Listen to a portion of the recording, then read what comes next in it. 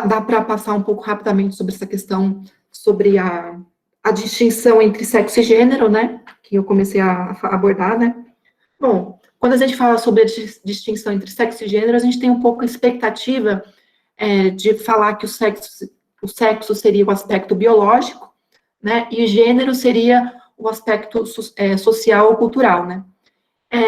Eu falei também sobre como essa divisão, essa dicotomia, ela assemelha e ela ressoa várias outras divisões na filosofia, na trajetória da construção do pensamento, como empírico e abstrato, natureza e cultura. Então, sempre um polo que seria mais concreto e um polo que seria menos concreto ou mais abstrato, né? Então, sexo seria supostamente mais concreto e gênero seria supostamente menos concreto, né?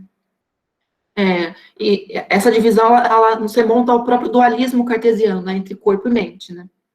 Então, um pouco dessa problemática, dessa distinção, né, se poderia se perguntar, né, o quanto da diferença entre homens e mulheres pode ser atribuído a uma ordem do natural, biológico, ou da ordem da natureza e da cultura, né? Bom, eu também falei que seria muito simplista a gente simplesmente dizer que sexo é o dado bruto da biologia e gênero seria apenas uma construção social que se faz a posteriori ao sexo, né? A gente sabe que tem várias teorias e autores que problematizam um pouco essa distinção, né? Porque justamente elas vão observar que a própria noção de sexo enquanto algo que seria biológico, que seria algo empírico, na verdade, é em si mesmo uma noção culturalmente, socialmente específica, né, historicamente datada, né. Então, essa é uma ideia que, na verdade, se inverte um pouco a noção de que o gênero é efeito do sexo, e, na verdade, o sexo é efeito do gênero também, né. Então, não existe uma coisa sem a outra, né, digamos assim. Então, para dizer um pouco que essas divisões, elas são super problematizáveis, né, elas não são simplesmente, sexo é biológico e gênero social, sendo que a gente dá muito pano para manga, né, essa forma de produzir conhecimento, né.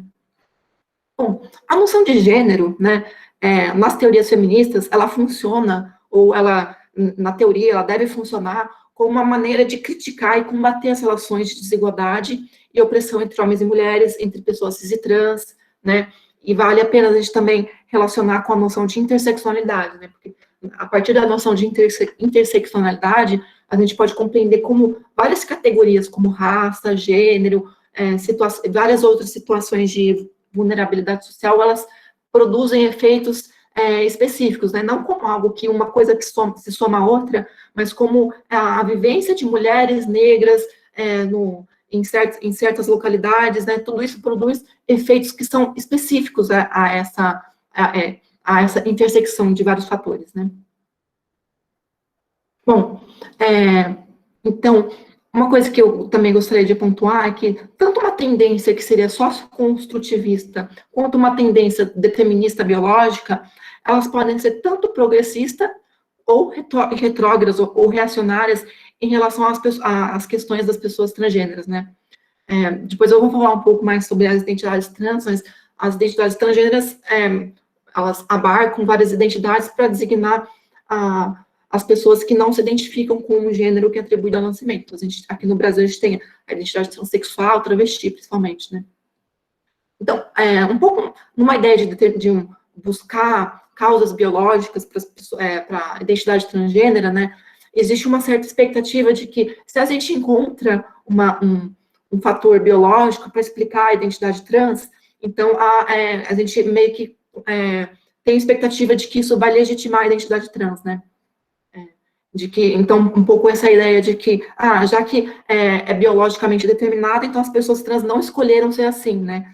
Isso, em certo sentido, isso pode ajudar, sim, né? Porque se a gente está numa expectativa de que as pessoas trans precisam ser respeitadas porque elas não escolheram, de certa forma, é um avanço, mas também é um pouco problematizável, porque se as pessoas trans escolhessem serem trans, então elas não deveriam ser respeitadas por serem trans, né? Então tem essa ideia recorrente que as pessoas trans não deveriam ser respeitadas caso elas escolhessem ser trans, né? Ou mesmo de que elas seriam culpadas pelas próprias violências que sofrem por serem trans, por escolherem supostamente serem trans, né? Então, tem um pouco essa ideia da escolha, é bem bem assim, tenso, né, essa ideia de escolha, né, escolha ou não escolha, né, a gente sabe que a grande parte das pessoas trans que eu conheço entende a identidade trans não como uma escolha, né, mas mesmo se fosse uma escolha, né, isso não justificaria a violência contra as pessoas trans, né. E também sobre o determinismo biológico, existe também, pode se ter a ideia de que, então, se a gente descobre causas biológicas, então a gente consegue manipular a biologia para que as pessoas trans deixem de existir, né? Então, aqui que tem a ideia recorrente subjacente é que as identidades trans são inerentemente indesejadas, né? Bom, já sobre o construtivismo social, a gente pode pensar que tem também uma tendência progressista, porque a partir do momento que a gente concebe tanto a identidade trans quanto a identidade cis como algo culturalmente feito, então a gente faz uma simetria entre as duas, entre a identidade cis e trans, porque ambas são frutos da cultura da sociedade, então, logo, ambas identificações são legítimas, né? Então, isso seria uma tendência progressista, né? Por outro lado, né, o próprio socioconstrutivismo, né, também pode dar brecha a um outro tipo de interpretação, né, então, se as identidades trans resultam da cultura e sociedade, então podemos mudar a sociedade e a cultura com o objetivo de que as pessoas trans deixem de existir, né, então, perceba que tem até uma simetria, né, então, entre o argumento biológico e o argumento socioconstrutivista, né, digamos assim. Então, concluindo, né, tanto argumentos biológicos como sociológicos podem ser utilizados para justificar a violência de gênero e a ideia de que pessoas trans são doentes, anormais e indesejadas, né. E também, tanto argumentos biológicos como sociológicos podem ser utilizados para sustentar o reconhecimento da legitimidade das identidades trans. Bom, entrando um pouco sobre as categorias identitárias no contexto brasileiro, né.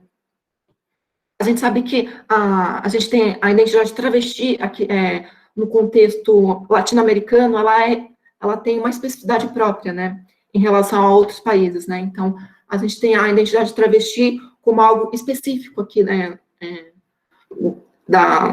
de línguas românicas, né, como português, espanhol, né. Muitas vezes travestis se opõem a transexual ou transgênero, né, existem certas nuances de significados entre essas diversas categorias identitárias, né? Mas eu acho que é importante frisar que não existe apenas um único sentido relativamente, completamente consolidado previamente, né? O sentido dessas categorias, elas são instáveis. E por que elas são instáveis? Porque elas dependem da própria enunciação de si, né? Então, o sentido dessas categorias dependem de uma pessoa que se diz, eu me identifico como travesti, eu me identifico como transexual, como transgênero, né? Então, existem, sim, sentidos que são relativamente pré-consolidados a respeito dessas categorias, então, existe um pouco a diferenciação, um pouco essa expectativa de pensar a categoria de transexualidade como aquela pessoa que realiza todos os procedimentos de alteração corporal, enquanto a identidade travesti não realizaria, por exemplo, a cirurgia de redesignação sexual. Existem esses sentidos que são previamente consolidados, mas a gente sabe que eles são equívocos, né? A gente sabe que e também eles não são deterministas. Quer dizer, uma travesti, ela pode se identificar como travesti e quem sabe, buscar esses procedimentos de alteração corporal, assim como a pessoa transexual não necessariamente tem que, como requisito obrigatório, buscar todos os procedimentos de alteração corporal, né? Então, a gente também tem outras categorias, né, que a gente usa, né, como pessoa trans, né, como esse trans como uma qualificação, né, de homem e mulher trans, né. A gente também está falando cada vez mais das identidades não binárias, né, a gente sabe que existem pessoas trans que podem ser binárias, né, elas não se identificam com o gênero atribuído ao nascimento e se identificam com outro gênero que não corresponde a esse gênero, mas a categoria das identidades não binárias, elas mostram justamente que a identificação a um gênero, ela não se dá necessariamente de forma binária como homem ou mulher, né? A gente também pode pensar nas categorias de transfeminilidades, transmasculinidades, né, identidades transfemininas e transmasculinas para mostrar, quer dizer, pensar a vivência das pessoas que foram designadas um gênero ao nascimento e se identificam, expressam uma masculinidade e uma feminilidade, né? E também vale a pena mencionar que, sobre uma perspectiva transinclusiva, né, a gente tem que levar em consideração a legitimidade do gênero com que uma pessoa se identifica para a gente determinar o que é homossexualidade, heterossexualidade e bissexualidade, né? Quer dizer, uma mulher transexual que se relaciona com um homem, seja um homem trans ou um homem cis, o que vai preponderar para a gente falar que é uma relação heterossexual ou homossexual? Vai ser o fato de ser uma mulher que entra num relacionamento com um homem, né? Não é porque uma mulher trans e um homem cis, por exemplo, eles têm a mesma genitália, que isso faz o relacionamento deles um relacionamento homossexual. E justamente colocar esses termos dessa forma significa deslegitimar a identidade da pessoa trans. Então, o que importa para determinar o que é homo, o que é hétero, o que é bi, é o gênero da pessoa, é o gênero com que ela se identifica, né? E não a simetria ou assimetria genital, né? Bom, a noção de cisgeneridade, ela é bastante produtiva nas teorias transfeministas, né? Então, eu falei sobre o que é o trans, né? A pessoa trans, ela não se identifica com um gênero assignado ao nascimento. Então, a gente tem lá, por oposição, a gente tem a pessoa cis, né? E a cisgeneridade como a condição da pessoa cis, né? Como que a gente pode definir essa cisgeneridade de uma forma a pensar questões políticas, uma forma a pensar o questionamento das relações de poder, né? Essa generalidade, ela pode ser definida como uma posição a partir da qual a enunciação da própria identidade de gênero é autorizada como legítima e verdadeira, né? Enquanto as transgeneridades como a posição ou posições a partir da qual a enunciação da própria identidade de gênero não é autorizada como legítima ou verdadeira, né? A Serano também nesse sentido, né? Ela entende como um referencial a partir do qual a habilidade de se assignar e arbitrar o gênero se baseia, né? E a Vergueiro como uma norma regulatória a partir do qual as possibilidades de corpos de existência são medidas e um conceito analítico capaz de lidar com os efeitos de verdade em relação ao gênero. Bom, a partir do momento que a gente fala sobre cisgeneridade e relaciona a cisgeneridade com normas, com relações de poder, a gente pode pensar nos efeitos que decorrem do fato da cisgeneridade referenciar os parâmetros de normalidade e verdade do gênero, né? Então, por exemplo, a partir do momento que a gente nega a legitimidade das identidades trans, por exemplo, né, chamar uma mulher trans ou travesti de homem, né, usar a biologia para desqualificar as identidades trans, né, então são formas de violência discursiva contra as pessoas trans, né. Também a incompreensão e ou a desqualificação da sexualidade das pessoas trans, como eu falei anteriormente, né, e ou também dos seus próprios parceiros, né, parceiros que podem, inclusive, ser pessoas cisgêneras, né. Então, por exemplo, a crença de que uma mulher trans seja um homem homossexual extremamente afeminado, né, isso é uma noção muito recorrente, né, que é inadequada para pensar a legitimidade das identidades trans, né. A negação do acesso a espaços segregados por gênero, de uso compartilhado, como, por exemplo, expulsar uma mulher trans ou travesti do banheiro feminino, né?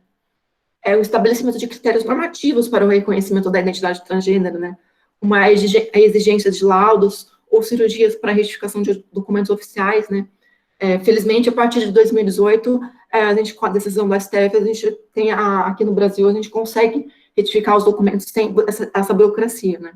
Mas antes de 2018, a gente tinha que mover um processo judicial para retificação dos documentos, né? Assumir, por exemplo, que a legitimidade do gênero de uma pessoa trans estaria condicionada à passabilidade cisgênera, né? O que é passabilidade cisgênera, né? É a pessoa trans ser reconhecida legitimamente como com o gênero com o qual ela pertence, né? Então, uma mulher trans, no geral, se ela é uma mulher trans, ela é vista como uma mulher, ela tem passabilidade cisgênera, né?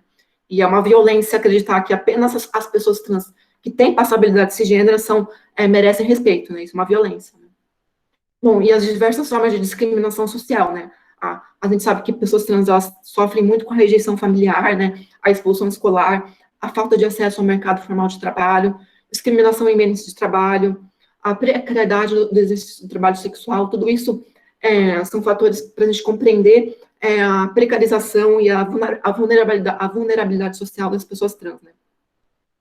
E também a precarização do acesso à saúde, né? Sobretudo ao acesso a cuidados de saúde específicos, né? Como hormonioterapia e cirurgias, né? Conferir a Hayley Cass, no blog Transfeminismo, né? Bom, acho que eu queria também falar rapidamente, nos meus 5 minutos que me restam, sobre o que são as abordagens afirmativas no cuidado com a saúde de pessoas trans, principalmente em relação a crianças e adolescentes trans, né? Então, segundo Hidalgo et al., em um modelo de cuidado afirmativo, é preconizado que as crianças tenham a oportunidade de viver no gênero que seja mais real ou confortável para elas, e expressar esse gênero sem sofrer restrições, difamação ou rejeição.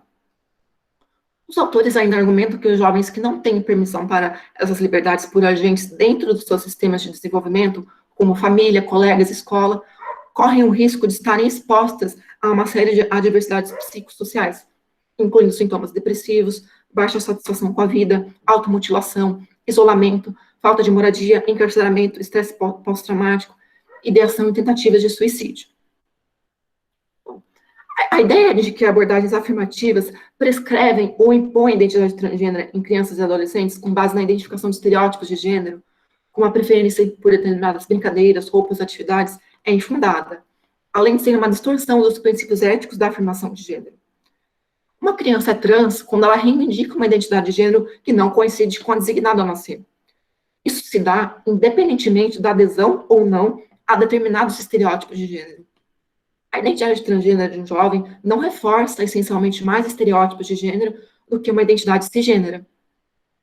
Então, não existe contradição entre reconhecer a legitimidade de uma identificação trans na infância e o reconhecimento de que meninos devem ser livres para gostar de coisas de meninas, entre aspas, e que meninas devem ser livres para gostar de coisas de meninos, entre aspas.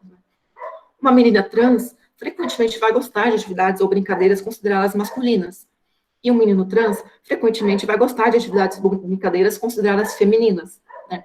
O fato de uma menina trans gostar de coisas masculinas não a faz menos menina trans, assim como não faz da menina cis um menino, ou uma menos menina, uma não menina, né?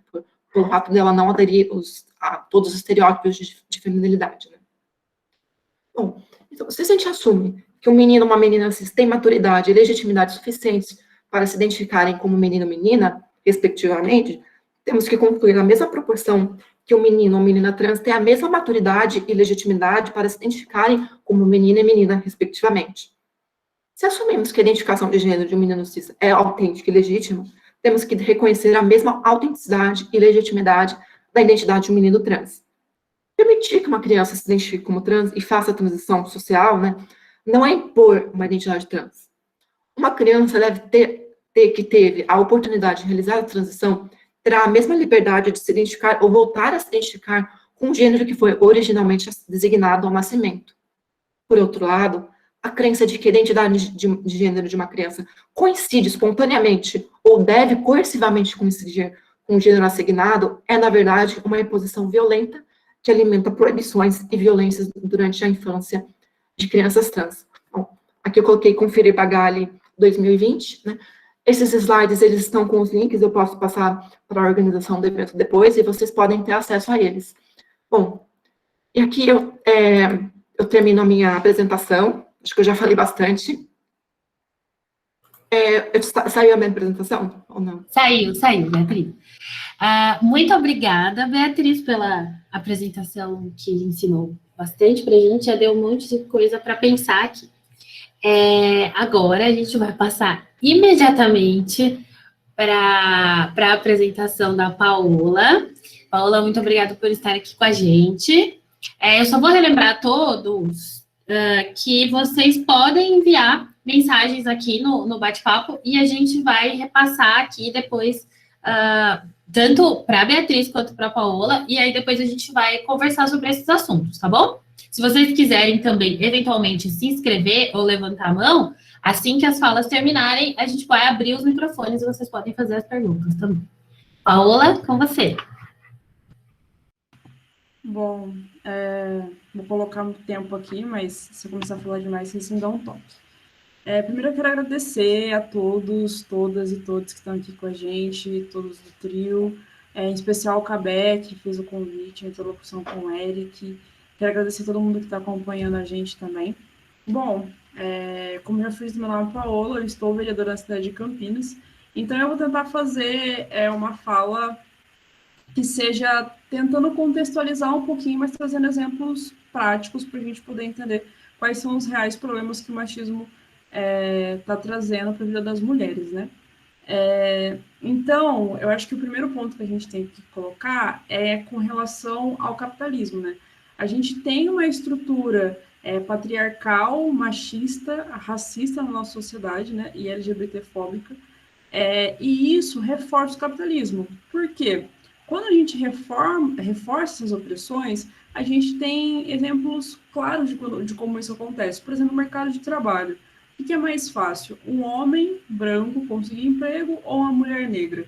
Então, eu coloquei dois exemplos distantes, mas, por exemplo, é muito mais fácil para um homem branco do que para um homem negro conseguir emprego. É muito mais fácil para uma mulher branca do que para uma mulher negra conseguir emprego. Então, quando você reforça esse tipo de coisa, você inclusive tem as diferenças salariais. Então, o capitalismo ele se alimenta dessa estrutura que é machista, racista e patriarcal. Uma outra coisa que é importante a gente colocar aqui, né, é que quando a gente fala das opressões, não existe só a opressão do homem com relação às mulheres, existe a opressão das mulheres com as próprias mulheres. Então, a gente precisa observar muito quando a gente fala de raça e classe também, porque dois exemplos práticos que eu trouxe aqui. A gente tem o caso Mirtz, que foi a mãe do Miguel, que é empregada doméstica e que levou seu filho para o trabalho enquanto a patroa, que era branca, fazia as unhas, ela abandonou a criança no elevador e ela veio a óbito. E o mais interessante sobre esse caso é sobre a punição, a propriamente se colocou. Se tivesse sido comigo, né, se tivesse sido eu que tivesse feito isso, muito provavelmente eu estaria com a minha cara estampada em todos os jornais e a punição teria vindo muito rápido. E quando você tem a mudança de figura, você tem outros argumentos, tem argumentos, inclusive, sobre questionando a sanidade mental da pessoa. Então, esse tipo de opressão, ela é reforçada pelo capitalismo também, porque observa-se que Mirtz era uma mulher negra e empregada doméstica.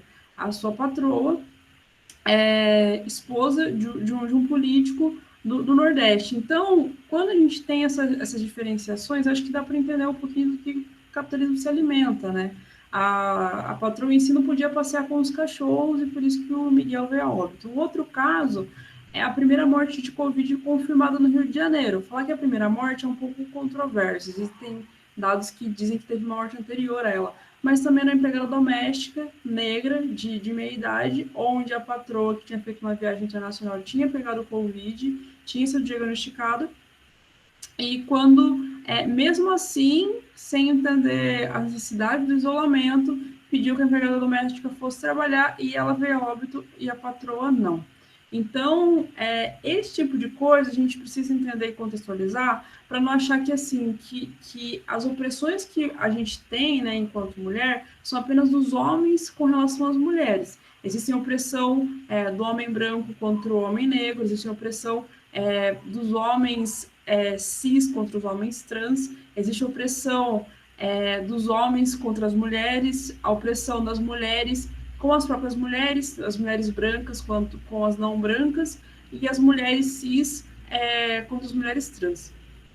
Então, começar a falar aqui um pouquinho dos afazeres domésticos, né? Quando a gente pensa em afazeres domésticos, né, limpar a casa, cozinhar, lavar, passar, a gente imagina o quê? Logo de imediato, a figura que vem na nossa cabeça é a figura da mãe. Raras as situações que a gente pensa no pai nessas atribuições. Então, essas atribuições relacionadas ao cuidado, né? O cuidar da casa, cuidar dos filhos, cuidar do funcionamento da casa como um todo, né? E eu vou colocar o mercado aqui para dar um exemplo mais para frente, mas tudo isso são atribuições das mulheres. E são atribuições, são trabalhos invisíveis, são trabalhos não remunerados, que a gente chama da dupla, da tripla, da quádrupla jornada. Então, esse tipo de coisa, a gente também precisa entender quando a gente vai, por exemplo, volta para o mercado de trabalho. Eu estava ouvindo um pouquinho antes de entrar aqui na live, um podcast que dizia como que está a busca de emprego nesse ano de pandemia. Então, a mulher negra, né, ela se identificou como negra, ela falou o seguinte: para mim está muito difícil, porque eu sou mãe solteira. E o que eu fui perguntada na entrevista foi assim: e quando seu filho ficar doente? Com quem que você vai deixar? O que você vai fazer? Como que você vai levar ele ao médico? Então, assim, ela foi excluída desse processo seletivo pelo fato dela ser mãe, pelo fato dela ter uma criança que dependia dela. Então, assim, justamente aquelas que mais precisam de um emprego para poder dar sustento para outras pessoas, né, elas não conseguem porque tem essa questão do cuidar. Então, se ela tem que cuidar do outro, ela não pode trabalhar fora de casa nesse momento de pandemia. E aqui, trazendo um dado, né, dos postos de trabalho que fecharam no Brasil, 81% desses postos são de mulheres, são atribuições de mulheres. E tem um outro dado que é, antes, alguns homens, acho que em torno de 2% dos homens diziam que não podiam fazer atividade fora de casa justamente por conta dos afazeres da casa. E com a pandemia, isso mudou. Com a pandemia, esse argumento deixou de ser utilizado. Ou seja, tem uma mulher fazendo as coisas para ele. Então, quando a gente pensa, por exemplo, de espaços políticos, né, de espaço no modo geral, atos,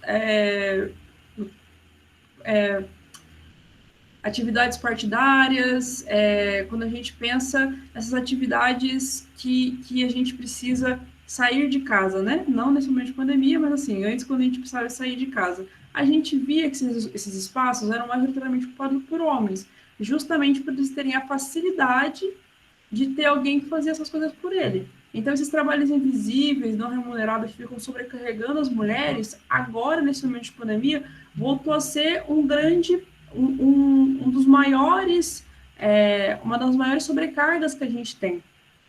Por quê? As mulheres, todo mundo está em casa, em especial as mulheres, porque eu sou a maior parte dos postos de trabalho que foram fechados. Além disso, elas, além de cuidar, passar, cozinhar, agora estão recebendo novas atribuições, como serem professores dos seus filhos, já que as escolas estão fechadas.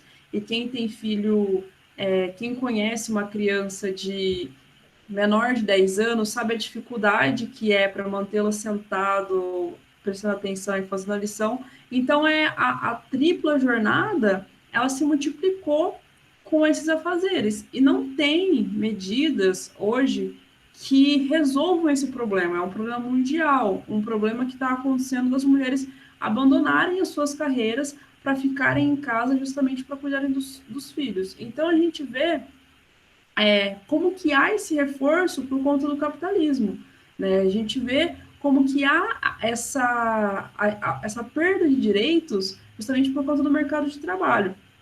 E aqui, além disso, como se isso não fosse bastante, existe a diferenciação de salários por pessoas que exercem a mesma função. Hoje, no Senado, a gente teve uma vitória, que agora as empresas vão ser multadas quando elas fizerem essa diferenciação de salários. Mas, assim, vamos pensar em categorias que fazem a mesma coisa. Cozinheira e chefe de cozinha. Quando a gente pensa na cozinheira, a gente pensa na cozinheira da escola, que fica lá, que é super amorosa. E a imagem que vem na nossa cabeça é de uma mulher, e de uma mulher majoritária, na sua maioria, mulher negra. Quando você pensa no chefe de cozinha, você pensa num homem branco. Então, mesmo quando as atribuições são femininas, elas são femininas quando a remuneração é baixa. Mas a partir do momento que isso acaba virando uma categoria de luxo, né, uma categoria com alta remuneração, ela se torna uma categoria que é ocupada por homens. E aí a gente tem, por exemplo, se a gente for para os hospitais, quando a gente tem a questão do cuidado, que fica ali o dia a dia com o paciente, a maioria das profissionais de enfermagem são mulheres. Quando a gente pensa em médicos, a maioria dos médicos, quando a gente fala médicos, né, normalmente, são homens. E a diferença de salário é gritante nesses aspectos também. Então, eu trago isso para dizer assim, não há simplesmente uma diferença de salários quando você tem o mesmo cargo, né? Há também uma diferenciação de salário quando vocês fazem a mesma coisa, mas quando você tem uma profissão que é do dia a dia, quando ela é corriqueira e quando ela vira um artigo de luxo. ela se torna uma atividade masculina. Eu sou formada em engenharia de computação, né? Então, conheço bem como que é a faculdade de você ter... Na faculdade eu entrei, tinha 120 pessoas, entraram 11 meninas, então é 10%, menos de 10% da sala. E quando você vai para o mercado de trabalho, é esse reforço que você tem. As mulheres são colocadas em espaços que é justamente para você planejar, para você organizar, gerenciar, mas não em cargos técnicos. Não para você, no meu caso, né, programar, desenvolver, buscar novas tecnologias. É um outro ponto que a gente tem de debater. E aqui no cursinho, né, não podia deixar de falar de quando a gente tem a relação do ensino superior.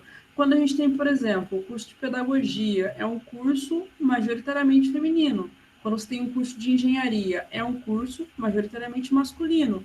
E a diferenciação de salários entre eles é gritante. Um que é, inclusive, por onde forma a maior parte dos professores, né, de ensino básico, onde todo mundo passa, tem uma baixa valorização, ele é uma categoria feminina. Quando a gente tem cursos de tecnologia voltada para o mercado, onde são categorias, digamos assim, luxuosas, né, como é a mesma questão do chefe, ela é majoritariamente masculino. E existe um falso discurso nesse aspecto, e é justamente sobre a competência que as mulheres e que os homens têm, porque as mulheres seriam mais comunicativas e os homens são mais de exatas, então são mais lógicos. Então, todas essas construções que foram feitas ao longo da nossa história, né, a gente precisa desmistificar e desconstruir. Não tem uma comprovação científica de que isso é real. O que tem é simplesmente uma sociedade colocando as mulheres de novo no espaço de cuidar, principalmente quando a gente fala da pedagogia, cuidar das crianças, do ensino, do debate, quando você tem alguma coisa mais lógica, que você precisa de cálculo, que você precisa de outras coisas, você coloca os homens. Então, esse tipo de coisa, de novo, reforça o que a gente tem enquanto estrutura de sociedade, que é o capitalismo. E aqui eu estou falando das categorias.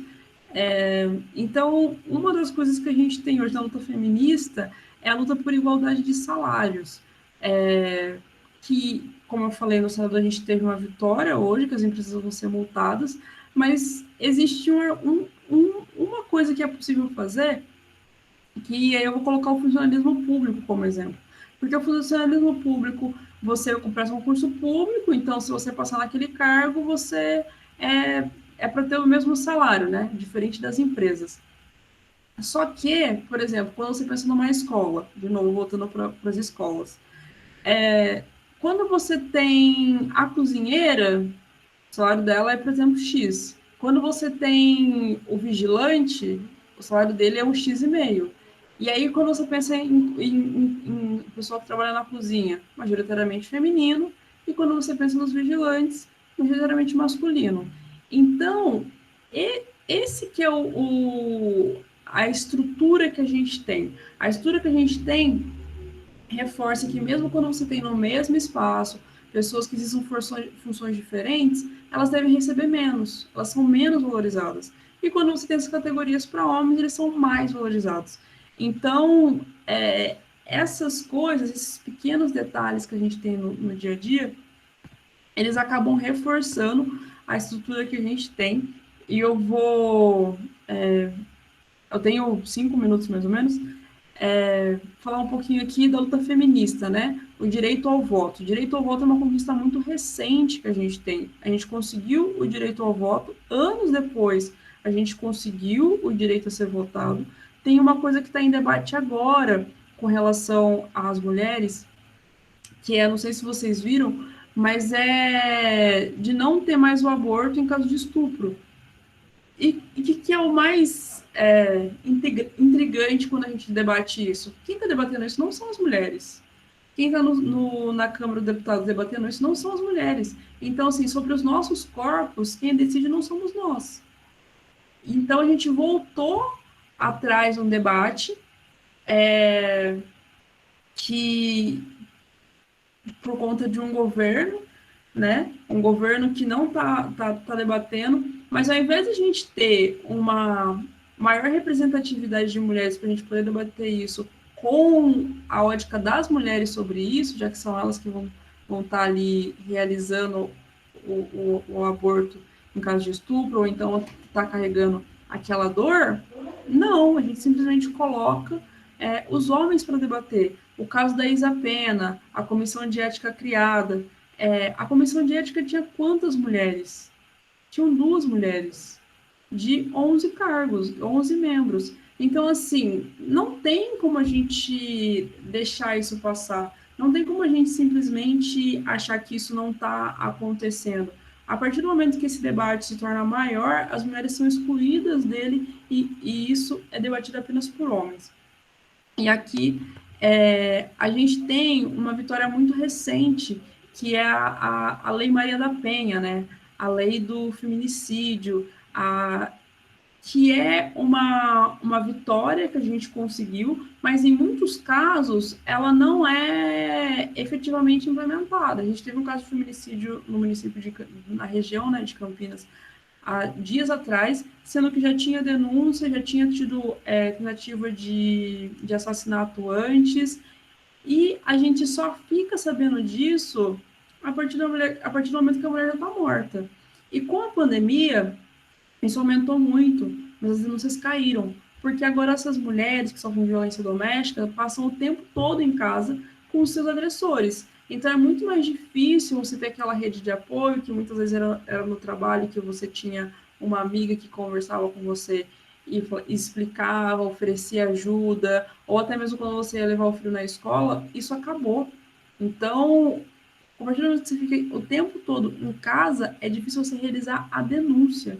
E aqui, mais uma vez, reforçando, a pandemia, ela está reforçando todas as opressões que a gente tem sobre as mulheres. A maior quantidade de pós-trabalhos que fecharam são das mulheres.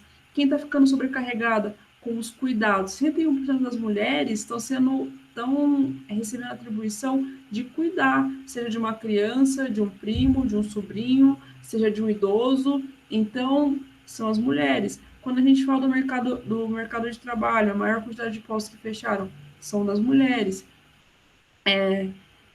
Falta de denúncia com relação à violência doméstica. As mulheres são punidas. E tem um dado, que eu não consegui extrair isso ainda, mas a gente tem ouvido alguns relatos de acesso à universidade. A gente sabe que essa universidade ela é muito difícil, especialmente na população mais pobre. Uma vez que você está lá, você quer fazer de tudo para continuar lá. Pelo menos eu fui assim. Mas, a partir do momento que você está lá, você perdeu o seu emprego, você não tem estágio, você não tem uma perspectiva, você não consegue se manter nessa universidade. E se a gente olhar a evasão, né, universitária, a evasão escolar de ensino médio, a evasão escolar do fundamental, a maior parte das pessoas que estão abandonando o ensino são as mulheres, mais uma vez, porque elas precisam ficar em casa, cuidar dos seus parentes, sobrinhos, crianças, idosos, enquanto os homens saem de casa para trabalhar e colocar o sustento. E isso acaba reforçando o que a gente tinha, quase como se a gente estivesse voltando para a Idade Média, mas acaba reforçando muitas vezes a necessidade das mulheres com relação à dependência financeira. Então, a pandemia, ela é para as mulheres a volta da dependência financeira dos homens enquanto companheiros, parceiros, pais, avós. Então, é muito tênue, né, a linha que a gente tem hoje com relação ao que a gente pode fazer na pandemia para as mulheres, já que todas as pessoas estão sofrendo, em especial a periferia, mas as mulheres são as que mais estão sofrendo com isso, por justamente, e já para concluir, por justamente terem todas as opressões reforçadas, em especial as mulheres negras que abandonaram seus postos de trabalho e principalmente porque elas já estavam, né, na informalidade. Então, vou ficar por aqui, eu tento completar nas perguntas. Muitíssimo obrigada mais uma vez. Eu é que agradeço, aliás, nós do trio é que agradecemos. Pessoal, já vieram alguns comentários, a gente já tem aqui uma pergunta. Eu também fiz aqui algumas anotações, e queria fazer alguns comentários, perguntas, abrir espaço para algumas discussões. Eu vou tentar fazer por ordem. Enquanto isso, todo mundo que está aqui com a gente pode escrever no bate-papo ou nos grupos do WhatsApp, caso alguém prefira não aparecer com o nome, escreve no grupo, a gente repassa aqui. E, bom, então vamos lá. Na fala, enquanto a Beatriz estava falando, né? Enquanto você estava falando, Beatriz, eu fiquei pensando, a partir dessa ideia de que se a gente está usando o termo gênero, né? Se o termo gênero surge como uma ideia já para tentar, como uma categoria que está tentando, que busca, né, criticar essa opressão ou evidenciar essa opressão, e aí na sua fala foi muito interessante essa ideia de que vários outros termos vão surgindo, mesmo a ideia da construção versus do social, né, versus o determinismo biológico, a ideia da escolha como uma ferramenta de responsabilização da pessoa trans pela própria violência que ela sofre, como a cada passo de uma luta pela existência, muitas vezes, de pessoas trans ou pessoas que não se identificam, né, necessariamente de uma maneira binária, acaba gerando um mas e uma nova categoria, uma nova tentativa de categorização, uma categorização como um outro que não é aí pensando como uma professora de história, né, aquele indivíduo universal, que na realidade o indivíduo universal é um homem branco, cisgênero, e como todas essas categorias acabam muitas vezes incluindo certos grupos, porque você também fez essa distinção da passabilidade, a ideia de que você aceita aos pouquinhos. Parece que é possível aceitar um grupo, mas você continua uma exclusão de um outro grupo. Né? E você continua uma exclusão que passa por vários tipos de violência. Essa é uma outra questão que eu queria pedir para que você comentasse mais. Essa ideia de que esse domínio pelo discurso do corpo do outro, se precisa ser passável para ser aceito, que discute a genitália do outro, que precisa categorizar o outro, é um discurso que está baseado no medo do outro e num entendimento desse outro, desse diferente, como uma violência contra um ser universal que, na realidade, exclui essas pessoas, né? E essa violência, ela também é uma violência jurídica. Ela é uma violência de não ter os próprios documentos, de você ser exposto a situações vexatórias, do adolescente que é exposto a um processo de puberdade, que é alegado como natural, porque ele não tem a autonomia legal e a autonomia psicológica, né, segundo esse argumento, de poder se identificar ou afirmar uma identidade. Por outro lado, como todas essas categorias que você colocou para a gente lá naquele slide, acabam se tornando, embora todo mundo esteja preocupado em definir, entender, como elas acabam se tornando denominações de comunidade, de comunidades que estão ali unidas nessa luta, então, pensando um pouco nessas questões. Eu também já vou dar uma lida aqui nas questões que estão aqui no chat, e para a Paola, essa questão da mulher e da responsabilidade, bom, na realidade eu acho que sintam-se à vontade para responder o que vocês quiserem, ou para comentar o que vocês quiserem a partir do que eu disse.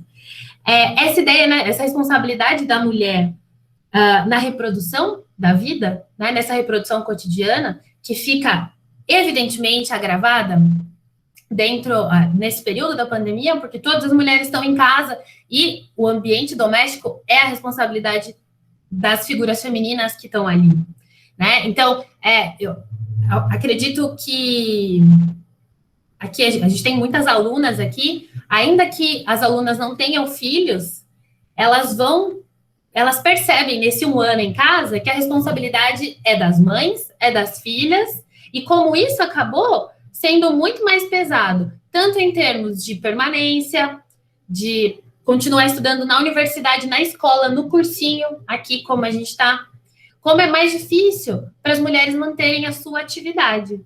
E como isso, assim como você observou muito bem, junta uma série de outras opressões. Essas opressões não são só em relação aos cuidados da casa.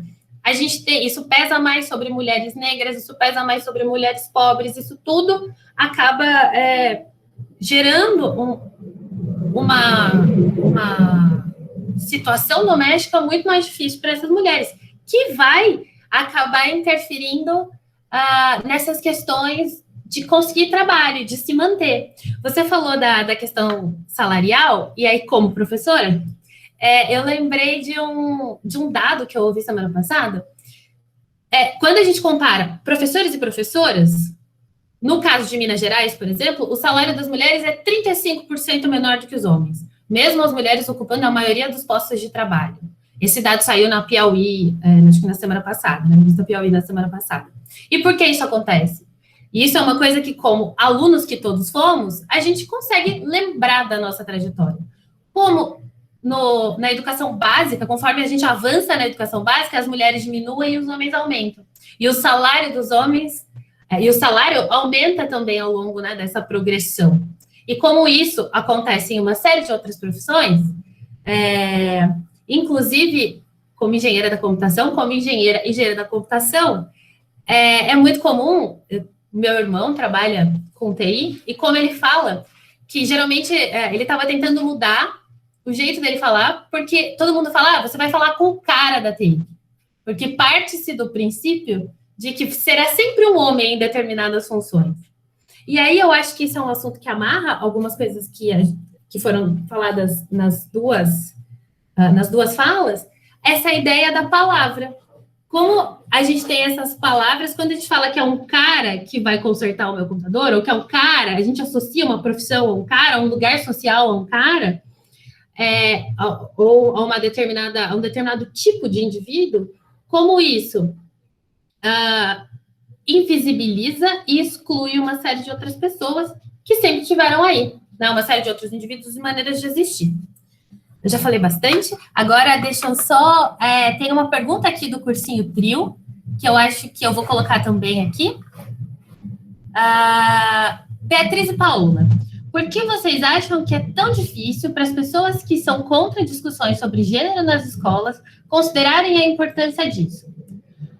Que se trata de uma atitude, não de imposição de nada, mas que se trata de uma atitude não de imposição, mas sim de cuidado, respeito, empatia, valorização de todas as pessoas e igualdade. Aproveito, eu vi que a Paola protocolou um projeto de lei que fala sobre o ensino da Lei Maria da Penha nas escolas. E aí eu queria que você, se pudesse, comentasse por que você acha isso importante. A gente tem aqui mais uma pergunta, mas para não ficar um bloco muito grande, vamos fazer esse bloco de respostas, senão vai ficar confuso. E aí eu faço mais um bloco de perguntas. Tudo bem? Paula, você quer falar primeiro ou a gente mantém a ordem tal como estava? O que a Bia preferir. Na verdade, eu queria comentar primeiro por conta da questão do trans, e aí das pessoas trans, e ela me corrige depois, que é um debate que a gente faz, mas a gente faz muito marginal ainda. Logo na campanha, a gente queria trazer o Poupa Trans para cá, que é justamente uma facilitação na alteração de documentos, né? E aí eu vi que, inclusive, saiu uma cartilha agora, né, em formato de site, que é justamente explicando passo a passo para as pessoas, para que elas consigam tirar os documentos. A gente está vendo se tem alguma outra coisa que a gente pode fazer, mas tem o programa Transcidadania também, que foi um programa e a gente está tentando transformar em um projeto aqui no município de Campinas. E eu quero começar já falando da questão do debate, né? A gente colocou o projeto da Lei Maria da Penha nas escolas, e a gente fez três projetos nessa época, né? A Lei Maria da Penha nas escolas, Mulher Viva e a Procuradoria da Mulher. Como a gente sabe que a Câmara Municipal de Campinas, ela é uma Câmara que tem a extrema-direita, a gente fez uma jogadinha, assim, para que a gente conseguisse buscar a aprovação desses projetos. Então, todas as vezes que a palavra gênero aparecia, a gente trocou por homem e mulher.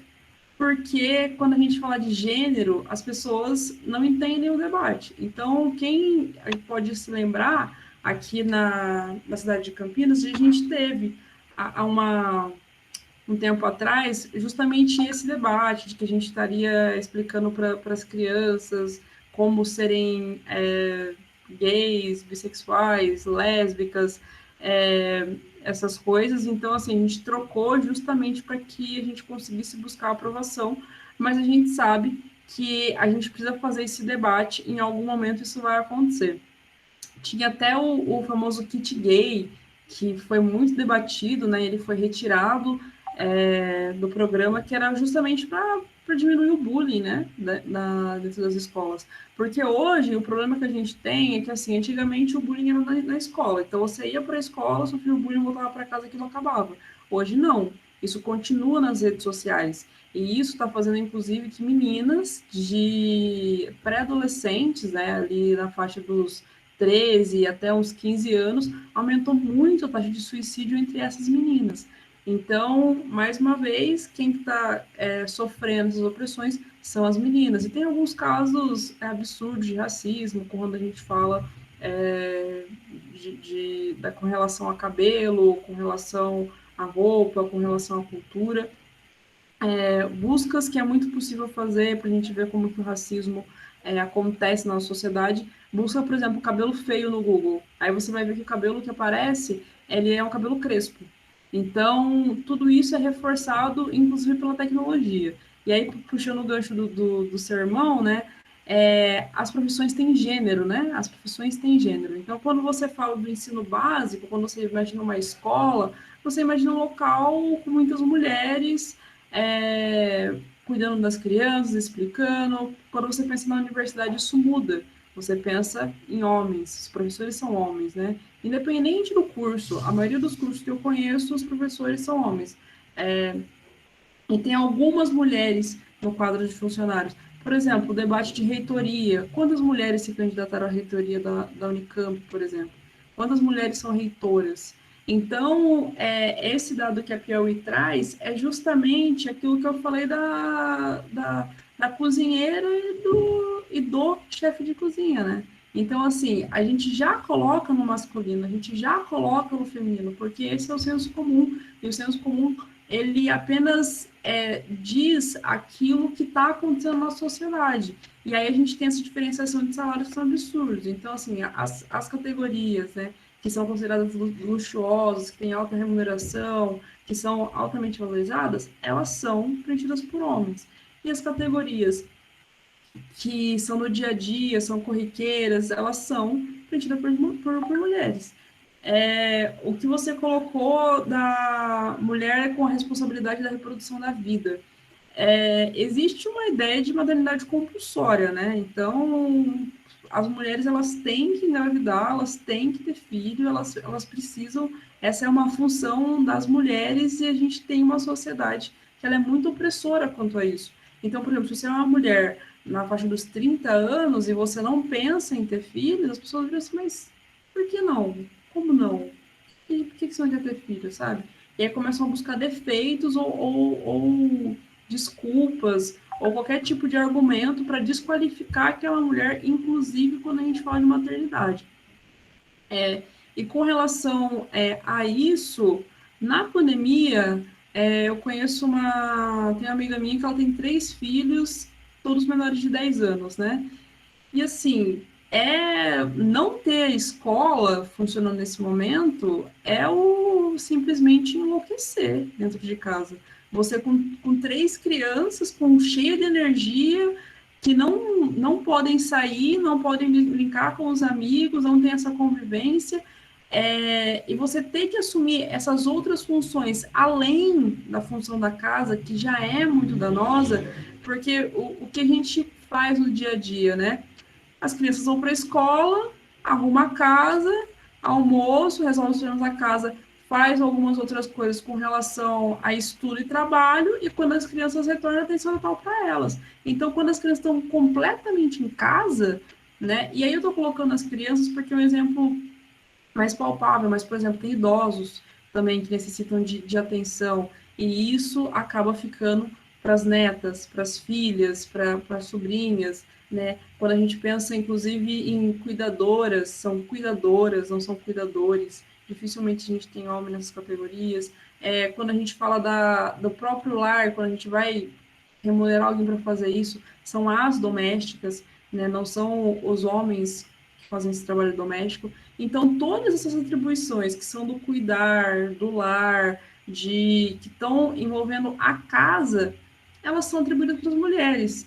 E a gente precisa frisar, eu falei de categorias com remuneração, mas isso já é atribuído para as mulheres inicialmente. Estava até ontem, para concluir, eu estava conversando com uma amiga e ela falava, né, que tinha uma propaganda que mostrava uma mulher super bonita, né, super bem arrumada, e aí o contraponto era, mas olha como que é o fogão dela. Então, assim, até esse tipo de coisa é desconstruído. Quem não se lembra de quando a gente comentava, né, por exemplo, assim, a gente comentava do cabelo da Dilma, da roupa da Dilma, do sapato da Dilma. Então, e por que a gente não comentava apenas do que ela falava, né, do conteúdo daquilo? Isso aconteceu com outros presidentes? Isso não acontece com o atual presidente que a gente tem no poder. Isso não é debatido. Então, a nossa sociedade, o que a gente precisa entender é que ela é machista e para as mulheres é muito difícil ocuparem qualquer tipo de espaço, e todas as vezes que elas estão naqueles espaços, elas precisam ficar provando o tempo todo o quanto elas são boas o suficiente para estarem naquele espaço, além de terem que responder para um padrão de beleza e comportamento que a sociedade nos impõe. É isso. Obrigada, Beatriz, passa a palavra. Sim. Bom, a Paula comentou a questão da retificação de documentos das pessoas trans. Eu acho que é interessante você dar uma olhada, tem uma cartilha da ANTRA, que é a Associação de Travestis Transsexuais do Brasil, tem uma cartilha, acho que é interessante sempre informar as pessoas trans a respeito de quais uns detalhes para como fazer isso frente aos cartórios, né? A gente sabe que, a partir de 2018, a gente tem uma decisão muito favorável, muito importante, histórica, né, para as pessoas trans, que agora elas conseguem retificar os documentos sem processo judicial. Então, isso significa que elas podem apenas ir num cartório e fazer os trâmites, pegar vários documentos, né, o que é mais difícil, muitas vezes, é conseguir todos os documentos que os cartórios pedem, e a gente sabe que, infelizmente, alguns cartórios cobram 100, 200 reais, e isso acaba sendo até proibitivo para as pessoas conseguirem retificar os documentos. Então, tem ainda esses campos, assim, né, alguns cartórios, assim, eles, às vezes, se dão de desentendido, e algumas pessoas trans perguntam, nossa, eu fui no cartório, e a pessoa falou que não podia, assim, bem por desinformação, um pouco de transfobia ou desinformação. E, às vezes, uma pessoa trans que não tem acesso a tanta informação, ela acaba ficando desprotegida, ela não consegue reivindicar o direito dela. Então, acho que é super importante a gente divulgar as informações necessárias, né, e para que as pessoas consigam ter mecanismos para, de fato, conseguir esse direito na prática, né. A gente sabe também que também a questão do transcidadania, que também a Paula mencionou, que é bastante interessante. A Érica Malunguinho, a Érica Hilton, que são políticas, né, elas defendem a expansão do modelo do programa Transcidadania para o estado de São Paulo, para o país inteiro, né, que oferece bolsas para as pessoas trans poderem estudar, poderem concluir o curso de ensino básico, né, então oferecer essas bolsas, né, e eu achei bastante importante, né, para expandir essa iniciativa que é tão importante, que justamente é para abordar algo que tá lá, que começa nas escolas, né? Acho que dá para linkar um pouco isso com a questão das escolas, e a questão, acho que também um pouco que a Lisa comentou, que tem sempre essa questão, você comentou do eu, o outro, né? Eu acho que muitas das polêmicas que se fazem em relação ao debate de gênero nas escolas tem a ver com essa construção de uma demonização desse outro, que seria esse gênero, né? Essa ideologia de gênero demonizada, né? Eu acho que é até um pouco difícil a gente explicar racionalmente os motivos de que por que a discussão de gênero é tão rechaçada pelo movimento conservador atual. Eu acho que tem a ver um pouco com a forma como a informação, como esses movimentos conservadores ou reacionários, com esse movimento do bolsonarismo, ele está circulando na sociedade hoje em dia, e a gente sabe que circula muito essa demonização das pessoas LGBTs, das questões de gênero, das questões feministas. Então, tem uma demonização da entrada da discussão de gênero nas escolas, como se pelo fato da gente discutir gênero nas escolas, a gente estivesse impondo uma ideologia terrível para os alunos, como se a gente estivesse forçando eles a serem alguma coisa, não tem nada a ver com isso, né? Discutir gênero é discutir algo que já nas escolas, é discutir algo que já existe, que já está posto, né? Não é algo simplesmente alienígena nas escolas. As questões de gênero estão já nas escolas, então a escolha é, você vai ignorar essas questões ou você vai abordar essas questões de uma forma mais interessante, justamente para que a escola seja um local mais inclusivo. A gente sabe que para as pessoas trans, a escola é muitas vezes um espaço de violência terrível, de espaço de expulsão, de rejeição escolar, né? Então, inclusive para a violência que as pessoas trans sofrem, muitas vezes ela tem que ser compreendida como um processo que começa na família, na escola, passa pelo mercado de trabalho, né, e passa hoje em dia na pandemia. A gente sabe que muitas pessoas trans dependem do exercício do trabalho sexual, da prostituição, e antes da pandemia, a gente sabe que a prostituição, ela é exercida de uma forma muito precária, por causa que ela é uma atividade semi-clandestina, né, e imaginar hoje na pandemia. Então, as vulnerabilidades, elas se acentuam ainda mais, né. Bom, eu acho que um pouco isso, assim, que eu estava pensando, assim, agora, né. Muito obrigada. Eu acho que, apesar de a gente ter atrasado um pouco, ainda cabe no nosso tempo fazer mais uma roda, tem mais uma rodada de perguntas. Tem um comentário aqui, que acho que talvez já tenha sido abordado, mas eu vou ler o comentário da Hilary, e eu tenho mais algumas perguntas aqui que foram feitas pelo grupo. Então, eu vou começar lendo da Hilary que está aqui, da Hilary Navarro. Eu acho que ela não é exatamente uma pergunta, mas vamos começar com ela. Até na hora da escolha do curso, que foi exatamente o que a Paula falou, né? Tem uma expectativa de mulheres escolherem alguns cursos específicos, denominados cursos de mulheres, como a pedagogia, por exemplo, que é um curso muitas vezes associado ao cuidado também, né? Dou esse exemplo porque a pedagogia da Unicamp é majoritariamente feminina. Entretanto, cadê as mulheres ocupando cargos como ministra da Educação e outros, né, de maior relevância, importância, ou entendido socialmente como mais importantes?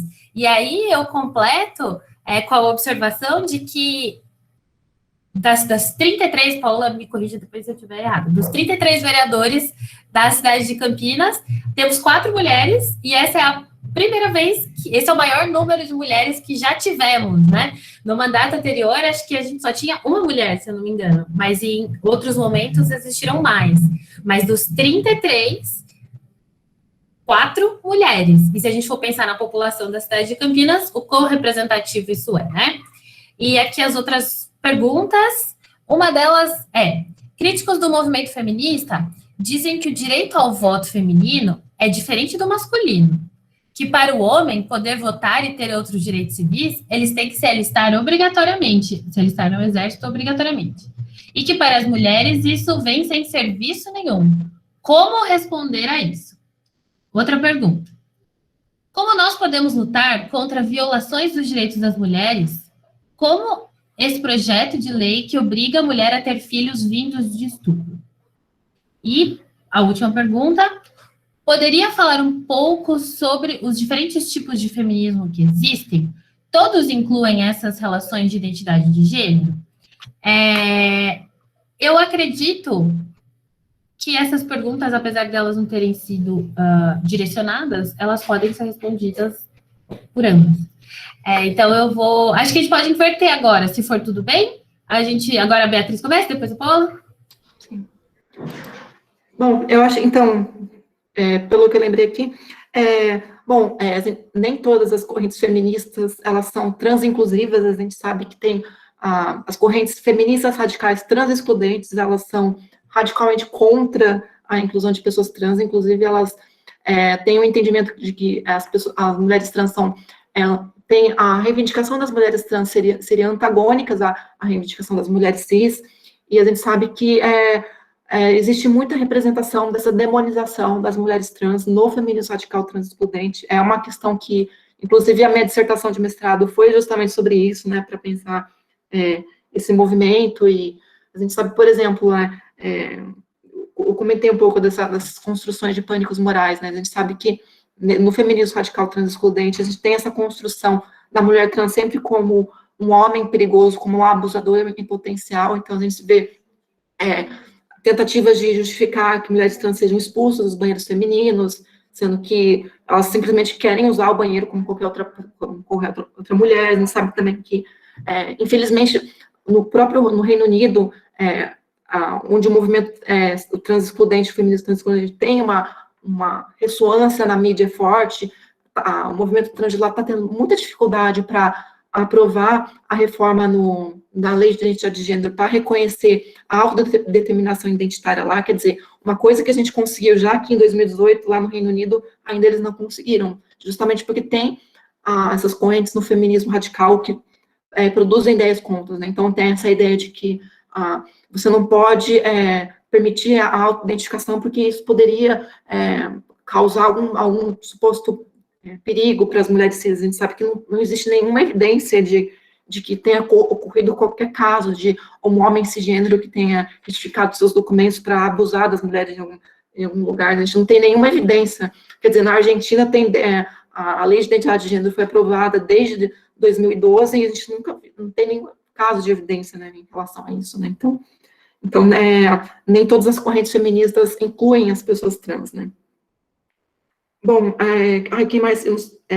bom, uma questão também que foi bastante mencionada foi a presença das mulheres na universidade, a questão dos cursos, a questão das hierarquias. Então, a gente sabe que existem cursos femininos, mas às vezes a gente vai ver os professores, quem comanda esses cursos não acaba nem sendo ocupado até por mais homens do que mulheres, né? A gente sabe que também para pensar a questão do acesso das pessoas trans na universidade também é uma questão, porque se as pessoas trans têm dificuldade em completar o ensino básico, o acesso à universidade é muito prejudicado, né? Então, a gente também, em diversos lugares do Brasil, a gente começa a fomentar um pouco essa discussão sobre, inclusive sobre cotas para pessoas trans, né, nas universidades, né? Bom, não sei acho que eu vou parar um pouco a minha fala por aqui. Obrigada, Beatriz. Paula? Bom, começando pelos tipos de feminismo, existem vários tipos, assim, eu acho que a Beatriz trouxe uma vertente de feminismo que é esse feminismo radical, que eu particularmente não consigo debater, assim, eu não consigo nem entender qual que é a lógica desse feminismo, porque o feminismo ele busca justamente que a gente tenha igualdade, né, quando a gente fala das opressões. E aí você tem uma linha do feminismo que justamente faz o contrário, ele oprime as pessoas. Então, não consigo entender a lógica disso. Existe o feminismo negro, que ele, em resumo, ele diz o seguinte, que a pauta das mulheres brancas e a pauta das mulheres não brancas, elas estão muito distantes hoje. Então, por exemplo, enquanto as mulheres brancas podem discutir pela igualdade salarial, as mulheres não brancas, elas têm que discutir o acesso ao mercado de trabalho. Então, essas diferenças que vêm junto com a raça, o feminismo negro, ele traz justamente para debater isso, né, para colocar essas pautas que, assim, que a gente acha que a gente já avançou, mas a gente não avançou, as que mais estão sofrendo com a falta de postos no mercado de trabalho são as mulheres negras de periferia, que são de uma classe social inferior, enquanto as mulheres, nesse momento, né, contextualizando com a pandemia, as mulheres brancas estão debatendo a muitas vezes a qualidade do teletrabalho que elas estão tendo, né? Para ver se elas vão ter garantia, se elas vão ter redução. Então, eu acho que existe hoje um abismo entre esses dois feminismos, né?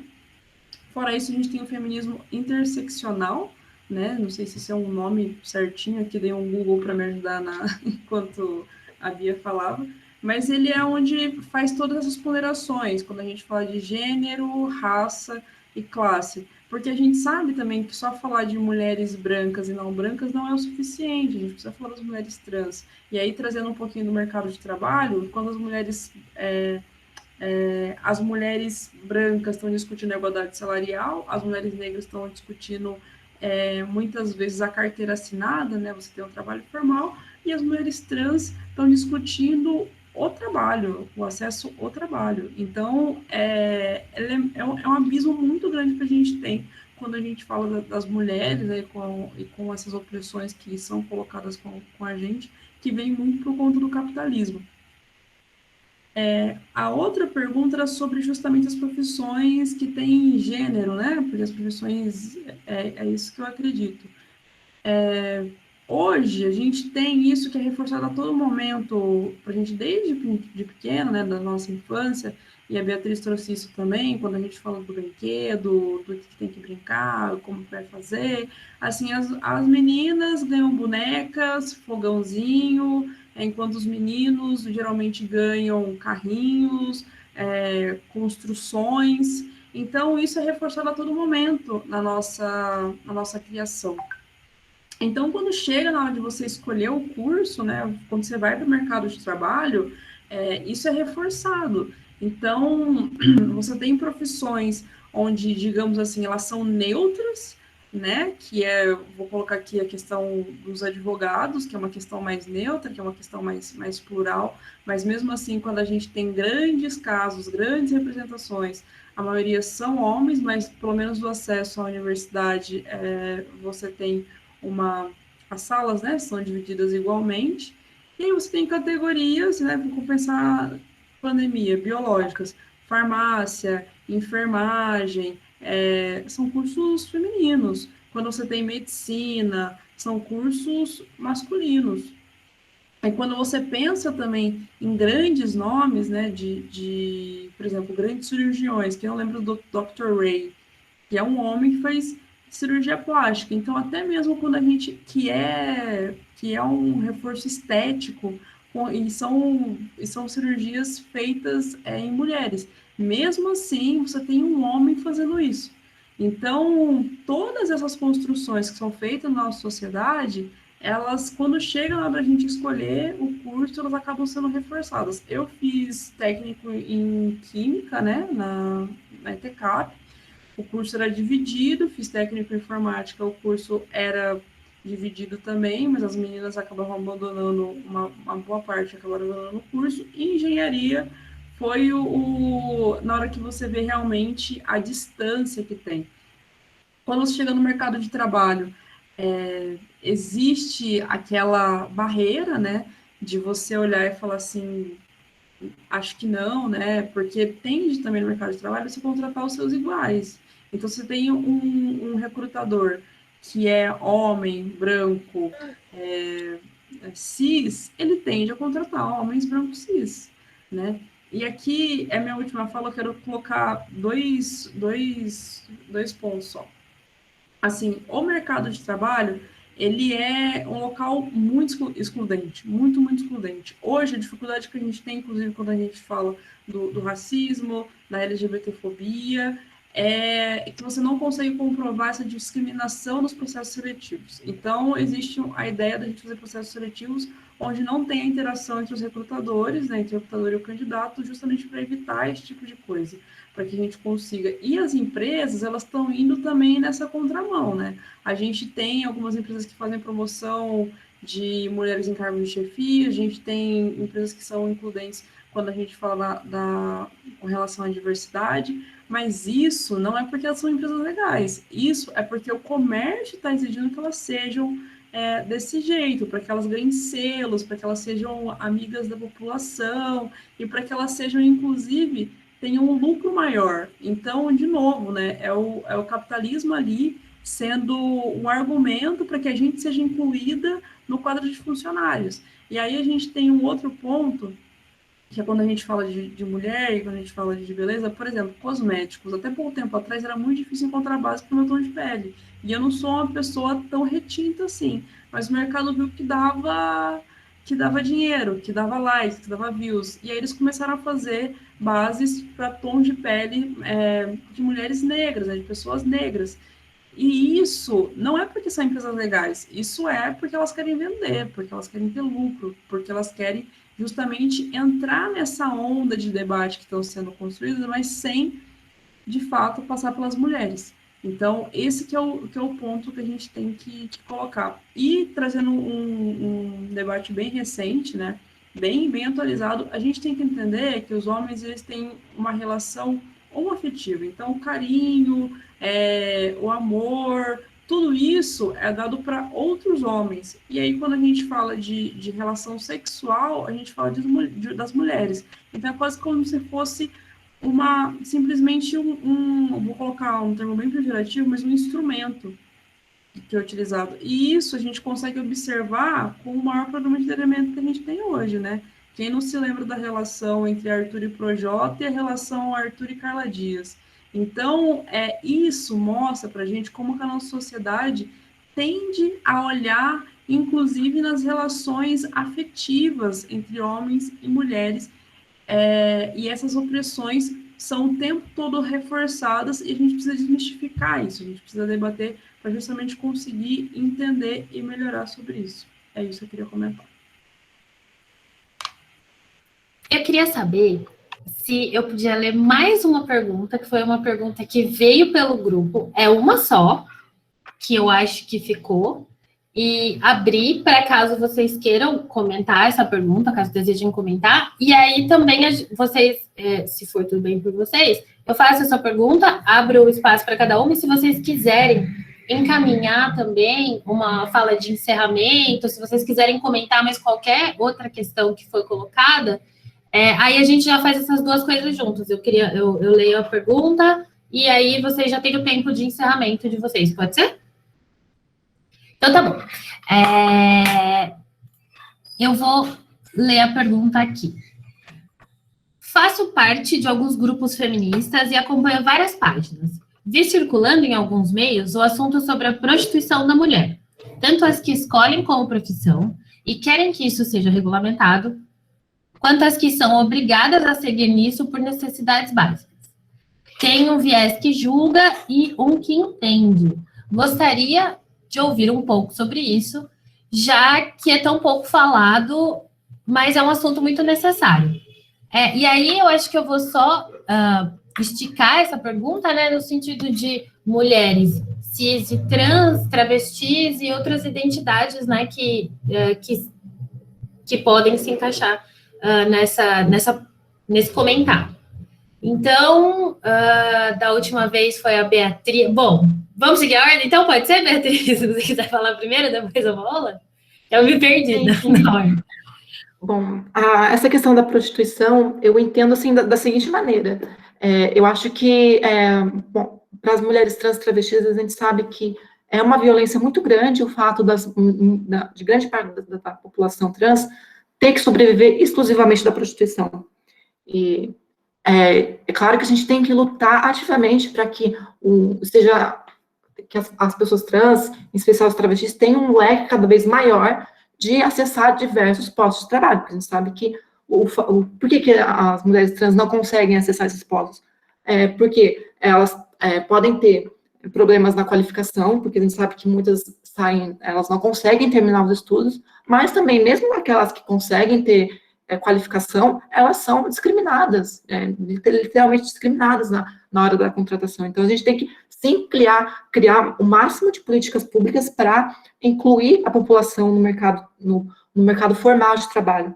Mas eu também entendo que é extremamente prejudicial qualquer tipo de medida punitivista em relação à prostituição. A gente sabe que qualquer tipo de criminalização da prostituição, quem vai sofrer mais é a pessoa que exerce o trabalho sexual. Então, eu sou veemente contra muitas posições do feminismo radical que fala em abolição da prostituição, porque o que se entende sobre a abolição da prostituição é unicamente a criminalização da prostituição. E o fato, por si só, de a gente criminalizar a prostituição não vai ajudar a melhoria concreta da condição do trabalho, das pessoas que exercem o trabalho sexual, e nem, por si só, a criminalização não oferece nenhuma oportunidade de ocupar outro posto de trabalho. Então, a minha posição é essa, sim.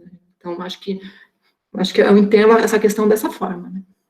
Bom, e acho que eu já vou terminar a minha fala por aqui, né? Eu agradeço a todo mundo que participou, o cursinho Trio, por essa oportunidade para estar aqui conversando com vocês. Obrigada. Paula.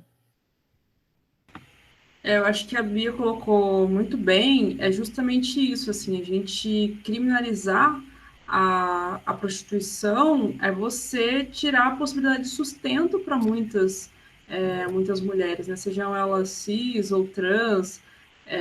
Existe hoje uma falta de emprego muito grande que atinge principalmente as mulheres e isso acaba virando uma alternativa de trabalho. A gente está em Campinas, eu estou em Campinas, a gente tem o maior prostíbulo a céu aberto da América Latina, então a gente não debater sobre a regularização dessa profissão é muito absurdo, assim, não tem como.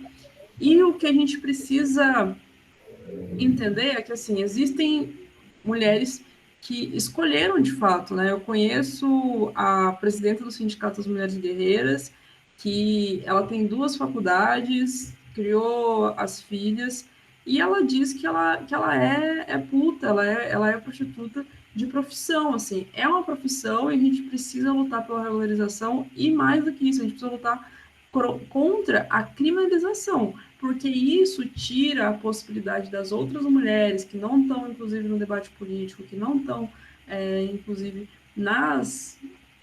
dentro dos espaços de discussão, de construção política, a possibilidade de renda, de emprego, de alimentação. E uma outra coisa que a gente precisa entender é que a partir do momento que a gente busca a regularização, a gente consegue a garantia de direitos. Então, por exemplo, na pandemia, onde você tinha uma alta exposição com relação à Covid, você tem muitas vezes o afastamento do trabalho, a gente precisa dar garantia para esses profissionais. Da mesma maneira que a gente precisa dar garantia para todos os profissionais que hoje são escravos de aplicativos. Então, a gente precisa de garantias trabalhistas para que essas pessoas, caso a pandemia vá se prolongar até o final do ano, consigam ter um sustento.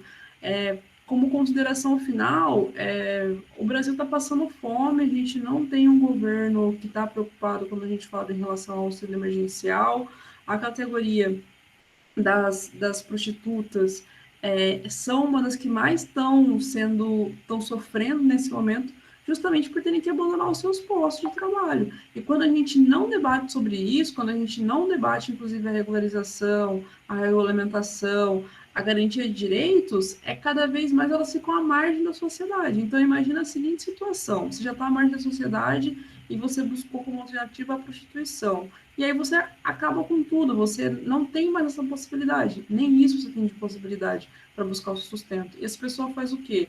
Ela fica em casa morrendo de fome ou ela vai para a rua para pegar Covid? Então, a gente precisa pensar nesse tipo de coisa, porque as populações que estão mais sofrendo hoje no Brasil são as populações periféricas, que são majoritariamente mulheres negras, que são majoritariamente a população LGBTQIA+, em especial a população trans, porque como a Beatriz colocou aqui, tem a invasão escolar muito cedo, depois a gente não tem programas para, inclusive, cumprir essa necessidade que o Estado deixa de cumprir, acesso à universidade acaba sendo um artigo de luxo, então a gente precisa debater sobre isso para que a gente consiga ter vida no Brasil, para a gente tentar recuperar nossa economia depois da pandemia, porque agora não dá.